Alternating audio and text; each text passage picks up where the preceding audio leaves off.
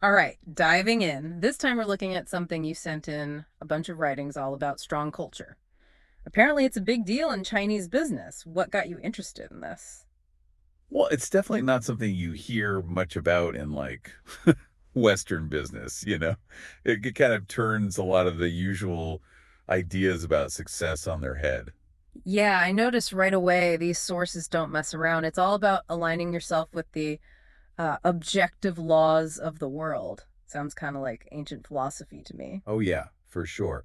But it's not so much about specific laws, more like recognizing how power really works in the world, like natural selection, but for business, survival of the fittest. It's not really about playing fair, more about figuring out the rules, even if they're kind of brutal. Exactly. And that's where they bring up this wolf and sheep thing. Strong culture is all about being the wolf. You got to be adaptable, use what you've got, and always be aware of like who has the power. Yeah, some of the language in here is pretty intense. One line that really stuck with me. You are a sheep, you should be eaten by the wolf. This is the natural order of things. Like, are they saying people should just accept being preyed on? I don't think it's about passively accepting anything, more like realizing that some people out there do operate with that wolf mentality. And if you're not ready to deal with that, you might get left behind. Okay, so it's a call to like develop your own strength and awareness. But what about things like ethics and compassion? Seems like strong culture, people don't really care about that stuff. That's a really important point. And to be fair to these writings, I don't think it's about ditching morality completely. It's more like recognizing that the usual ideas about morality might not be the best strategy, when others aren't playing by those same rules. So picking your battles, figuring out when to adapt. Exactly. In fact, these texts even suggest that someone with a real strong culture mindset can actually use their understanding of power to make positive change. We could dig into that more later. But for now, it's about seeing how this kind of practical awareness can actually be an advantage. It's definitely making me rethink how I approach things, that's for sure. Now, another thing I wanted to talk about, they say that where you come from, like your cultural background, has a big impact on your potential for success. What's the thinking behind that? Well, they're saying the values and beliefs you pick up from your culture, even your tastes, shape how you see the world. They use this interesting example about food. Oh, yeah. They talk about how people from Sichuan province in China, they love spicy food, right? Yeah. While people from Guangdong prefer milder flavors. Seems like a simple example, but what's the deeper point there? It's that those seemingly small preferences actually show a deeper cultural influence on how people see the world and make decisions. They argue that cultures that value being adaptable, pragmatic, and focused on results are more likely to produce successful people, especially in competitive environments. So are they saying some cultures are just inherently stronger than others? It's a tricky question, Yeah. and it's important to remember these texts are just one Mm. perspective. What they're really highlighting is how deeply culture shapes us, from what food we like all the way to, say, how we approach a business deal. That's fascinating. Makes you wonder how much of what we think of as individuality is really just, our culture. So if someone wants to develop this strong culture mindset, what do they do? The texts lay out three specific steps, right? Yeah. First, you got to believe in strong individuals, people who embody those strong culture traits. Then you got to follow them, watch what they do, learn their strategies, and finally, align yourself with them. Build relationships, get mentored, and try to really absorb their way of thinking. Interesting, because that goes against a lot of the advice you hear about being humble and seeking equality. This is about actively looking up to people who are already ahead. Totally. It's acknowledging that learning from the best can be the fastest way to succeed. Like an apprenticeship for, well, power. But it takes being willing to let go of some pretty deep seated beliefs, too. Now, the second source you found connects this strong culture idea to a specific example, the character Ding Yuanying from a Chinese TV series called Tay. Exactly.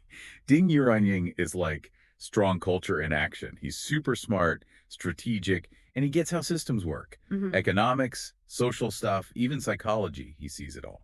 And he's not afraid to use that knowledge to get what he wants. He definitely makes you question that whole playing fair thing. He does, which brings up a big question. Mm. How do we balance this emphasis on strength and practicality with ethics? Can you really be successful in the long run if you're always operating these moral gray areas? That's where I start to get uncomfortable. This whole wolf thing can be pretty unnerving. Yeah, it raises some ethical red flags for sure. But the texts do say that you need a balance between strength and what they call weak cultural attributes to keep society working. So it's not just about being a ruthless individual. They recognize that society needs some kind of moral framework. Exactly. And this is where it gets really interesting. Strong culture pushes for individual strength and self-reliance, but it also stresses building a sustainable society. It's a weird paradox that we'll get into more in the next part of our deep dive. So strong culture is saying you need to be strong on your own, but also build a strong society. Seems a little backwards. How does that even work? It's a tricky balance, that's for sure. But maybe it's not as contradictory as it sounds. Remember those 3 steps to getting that strong culture mindset. Believe in the strong, follow them, align with them. Let's dig into those a bit. Yeah, let's break it down. What does it actually mean to believe in those strong individuals? It's about seeing that there are people out there who've achieved stuff you admire, you know.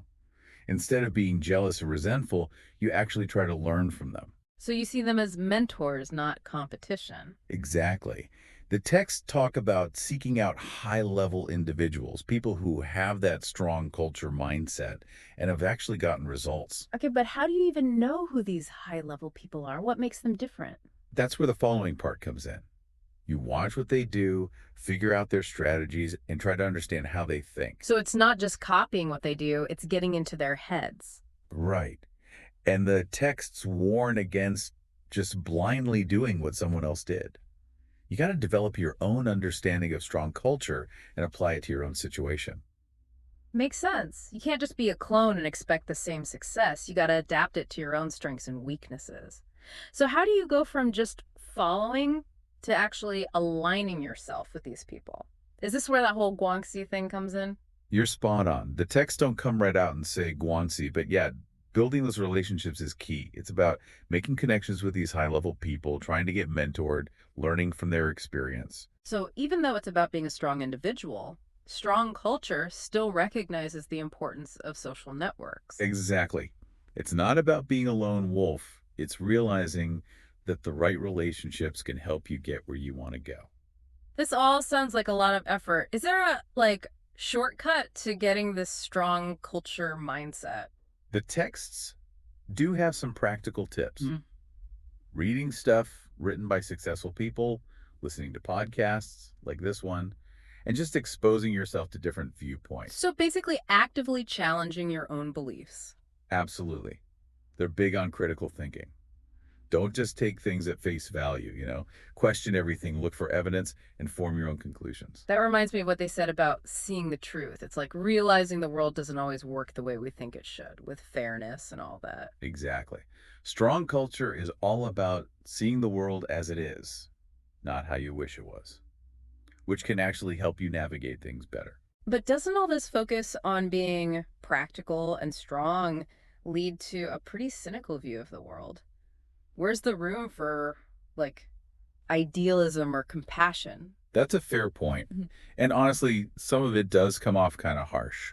But remember, these texts are coming from a specific point of view, one that's focused on achieving success in a competitive world. So maybe it's not the whole picture, more like a tool that's useful in certain situations. Exactly. Like having a toolbox. Right. You wouldn't use a hammer for everything. Hmm. Same goes for strong culture. It's valuable in some contexts, but not a magic solution for every problem. Makes sense, right? Tool for the job. So we've talked about how to develop this strong culture and mindset, but what about the bigger picture? How does this philosophy play out in society as a whole? We've been talking about this strong culture idea as a way to succeed personally, but it sounds like there's a bigger picture too. Like, how does it actually address society as a whole, Yeah. especially for folks who maybe aren't cut out to be wolves? Yeah, that's the real question, isn't it? Strong culture doesn't pretend everyone's going to be equally successful. Some people will thrive, others, well, not so much. It's kind of like nature, right? Okay, but I'm sensing some tension here. On one hand, it's all about individual ambition, but you're also saying it acknowledges a responsibility to the community. Exactly. It's Yeah. not just every wolf for themselves. These writings actually suggest that truly strong people get that their success depends on a healthy society. It benefits everyone, even the top wolves, so to speak. So, how does that actually work? Like, what would a strong person do to help those who are maybe less strong? Could be a lot of things. Creating opportunities, supporting those safety nets, even just treating everyone with respect, no matter where they are in the pecking order. So, almost like enlightened self interest, realizing that a stable society helps everyone in the long run, even the strong. Exactly. You can't really thrive if everything around you is falling apart. Your success is linked to the whole system. Now, the texts don't give specific rules for how to balance all this, but they definitely give you a new way to think about ambition and society. This has been really eye opening. We started with strong culture sounding kind of ruthless, and now we're seeing how it can include social responsibility too. Not as simple as I thought. And that's what makes these texts so interesting. They get you thinking about success, power, and your place in the world in a whole new way. It's not about blindly following everything strong culture says. It's about taking the ideas that resonate with you and using them wisely. So, for our listener who's been with us on this deep dive, what's the main takeaway? I think it's this. Strong culture has some useful tools for navigating life, but it's not a one-size-fits-all answer. It's about building your own strengths, understanding how power works, and considering the impact of your actions on everyone else. Finding that balance between what you want and what's good for society. Not easy, but definitely something worth thinking about. Yeah. Couldn't have said it better myself. Well, this has been a really thought provoking look at strong culture. Thanks for joining us, and big thanks to you for sending this in. Until next time, keep learning, keep exploring, and keep diving deep.